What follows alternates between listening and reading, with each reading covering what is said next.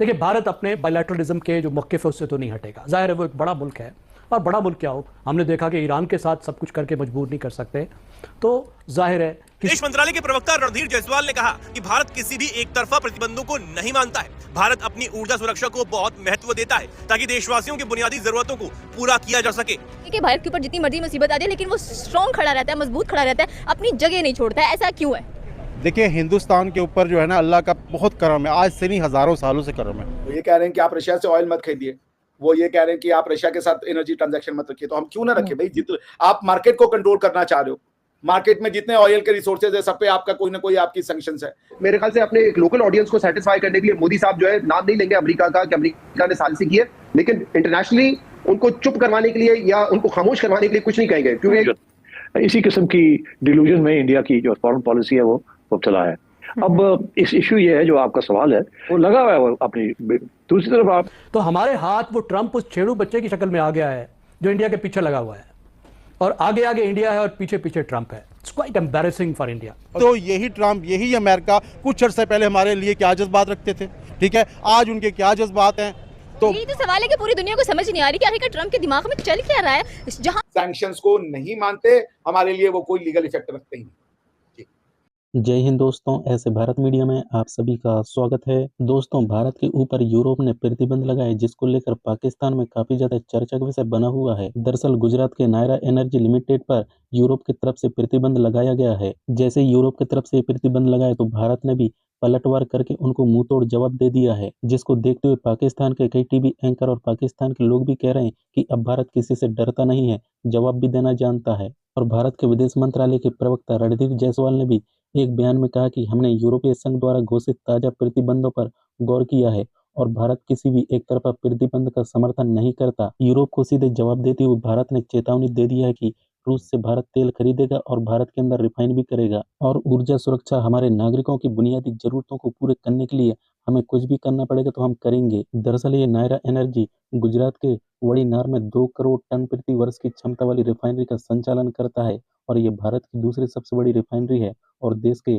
6,750 से अधिक petrol pump को ईंधन उपलब्ध कराता है। और यूरोप का ये कहना है कि यह रिफाइनरी रूसी कच्चे तेल को रिफाइन करता है और यूरोप में निर्यात भी करता है, जिसके कारण रूस का और भी आर्थिक स्थिति मजबूत हो जाता है, जिसको लेकर पाकिस्तान में ये चर्चा चल रहा है कि देखो भारत की तरफ अब यूरोप से भी नहीं डरता और उनको खुलेआम धमकी दे देता है। कहीं एक तरफ नाटो चीफ भी भारत को 100% टैरिफ लगाने की बात करता है तो दूसरी तरफ ट्रंप 500% टैरिफ लगाने की बात करता है, लेकिन भारत चुपचाप अपना काम करता है और भारत उन्हीं की भाषा में जवाब देना भी जानता है। तो दोस्तों, पाकिस्तान मीडिया से इस पे क्या प्रतिक्रिया आता है तो आप लोग ये पाक मीडिया रिएक्शन पूरा अंत तक जरूर देखिएगा। कि भारत के ऊपर जितनी मर्जी मुसीबत आ जाए लेकिन वो स्ट्रॉन्ग खड़ा रहता है, मजबूत खड़ा रहता है, अपनी जगह नहीं छोड़ता है। ऐसा क्यों है?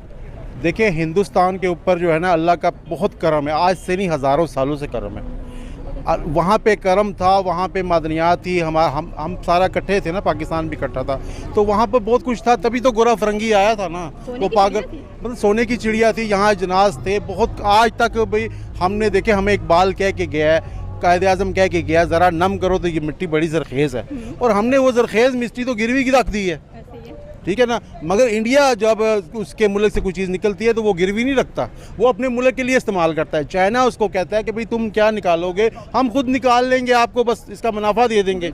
मगर इंडिया आज अगर पावरफुल में है, जैसे भी है, वो इसीलिए कि वो अपने असासे पे किसी को नहीं बिठाता, किसी की डिक्टेशन नहीं लेता है। अभी उसके ऊपर सेंक्शन लग रही हैं, बेशक लग रही हैं, मगर उसको फ़र्क पड़ने वाला नहीं है। देखे ना एक उसको अल्लाह पाक उसके ख़जाने निकल रहे हैं, कभी इंडिया में क्या हो रहा है, कोई मतलब मायूस खबरें इंडिया से कम आती हैं, मतलब अच्छी खबरें ज़्यादा आती हैं। तो यही ट्रंप, यही अमेरिका कुछ अर्से पहले हमारे लिए क्या जज्बात रखते थे, ठीक है, आज उनके क्या जज्बात हैं। तो यही तो सवाल है कि पूरी दुनिया को समझ नहीं आ रही कि आखिर ट्रंप के दिमाग में चल क्या रहा है। जहां शुरुआत में भारत का इतना दीवाना हुआ नजर आता था, आज वो दीवानगी भारत की छोड़कर पाकिस्तान के साथ लगा होता हुआ दिखाई दे रहा है। और जाहिर सी बात है, अपने मफाद के बिना कभी भी जो वेस्ट की दुनिया है वो हिलेगी नहीं। बिल्कुल अमेरिका जैसा मुल्क है ना, यकीन करें कि हमारे अगर हमारा वज़ीर-ए-आज़म, हमारा सदर, हमारा आर्मी चीफ कोई कहीं जाते हैं ना, तो हम उन्हें नहीं पूछते कि आप क्यों गए थे, क्या करने गए थे, हमारे पैसे कहाँ लगा के हैं, हम नहीं पूछते, कहते हम गए थे जी दौरे करके आ गए। मगर अमेरिका का जब सदर कहीं भी जाता है, कहीं भी इन्वेस्टमेंट करते हैं, कोई भी उनका $1 भी खर्च होता है तो उनकी अवाम पूछती है कि भाई आप ये बयान क्यों दिया है, आप ये डॉलर क्यों खर्च कर रहे हैं, आपके बाप का पैसा है, उनको जवाब देना पड़ता है। लिहाजा उसने अवाम को कुछ बताया होगा कि भाई ये गधों से मैंने कोई काम लेना है, ठीक है, इनके ऊपर वजन लादना है, मैंने कोई काम लेके फिर इन गधों को मैंने गोली मार देनी है, ख़त्म कर देना है, ठीक है। जैसे कि ज़िया-उल-हक को इस्तेमाल किया गया, जैसा कि मुशर्रफ को इस्तेमाल किया गया, जैसा कि अयूब खान को इस्तेमाल किया गया, ऐसे ही शायद हमें भी इस्तेमाल करने जा रहे हैं। लिहाजा पाकिस्तान को ये खुशी कभी नहीं होना चाहिए कि हमारा अमेरिका दोस्त है और हमारे लिए बहुत अच्छे जज्बात रख रहा है और इंडिया के गलत रखता है। हमेशा दुश्मन आपके घर में घुस के आपको मारता है। जब भी आपसे कोई रियल लाइफ में भी मीठा बोले ना, समझ लो ये इसका कोई मतलब है। अगर उसके पास इतना कुछ है, अगर 10 मुल्क उससे खफा भी हो जाएंगे ना, उसको फ़र्क पड़ने वाला नहीं है। और फिर कल के दुश्मन फिर कल के दोस्त भी बनते हैं मफाद की खातर। जब ट्रंप जैसा आदमी हमें अच्छा कह रहा है, जिसे हम अपने इदारों को, हम अपनी हुकूमत को गंदा कह रहे हैं और ट्रंप उनको अच्छा कह रहा है, ये देखे ना, ये भी मौजूद है कि भाई हम खुश नहीं हैं। अगर देखें हमारी आवाम यहाँ खुश नहीं है। यहाँ हमेशा से ही देखा गया है कि भारत को उन्होंने हर जगह सपोर्ट किया और भारत ने भी उनको हर जगह सपोर्ट किया है। तो अब ऐसा क्या हो गया है कि अब कुछ टाइम से हम ये देख रहे हैं कि वो लोग कई डिसीजन जो है वो आपके खिलाफ भी ले लेते हैं और कई बार आपके साथ खड़े दिखाई भी नहीं देते, साइड पर हो जाते हैं।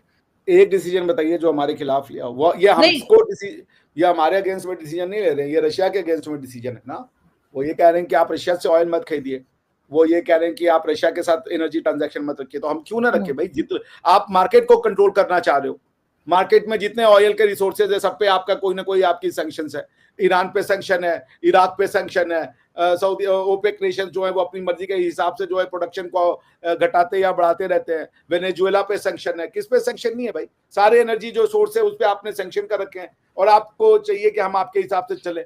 आप खरीदते रहे रशिया से गैसेस, लेकिन हम रशिया से गैसेस ना ले, क्यों? क्योंकि भाई वो आपको सूट करता है। तो ऐसे नहीं चलेगा ना, ठीक है, वो सैंक्शन लगाना चाहते लगा ले, हम उसको वी डोंट रिकॉग्नाइज। इंडिया की स्टेटेड पॉलिसी ये है कि हम यूनाइटेड नेशन के अलावा किसी भी कंट्री की या ऑर्गेनाइजेशन की सैंक्शंस को नहीं मानते, हमारे लिए वो कोई लीगल इफेक्ट रखते ही नहीं। सर, लेकिन आपके हिसाब से आपको क्या लगता है कि जो इस वक्त भारत की पोजीशन है, चाहे वो ईरान को लेकर ही क्यों ना हो, ईरान के साथ भी आप लोग चाबहार पोर्ट पे काम कर रहे हैं और ईरान के ऊपर भी सैंक्शंस हैं, क्योंकि इस वक्त हम क्योंकि सैंक्शंस की ही बात कर रहे हैं, तो ईरान के ऊपर भी सैंक्शंस है, लेकिन आप लोग ईरान के साथ चाबहार पोर्ट पे काम कर रहे हैं, रुके नहीं है।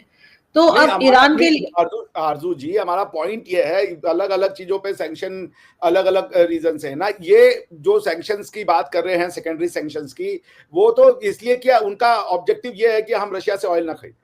वो रशिया का जो है economic capacity to propel the war को खत्म करना चाहते हैं। तो भाई पॉइंट ये कि अगर आप रशिया को ये इकोनॉमिकली क्रिपल करना चाहते हो और आप चाहते हो कि उस रशिया को इकोनॉमिकली क्रिपल करने में आपकी इकोनॉमी तो चलती रहे, लेकिन रशिया से आपको जितना तेल लेना है, गैस लेना है, वो तो आप लेते रहे।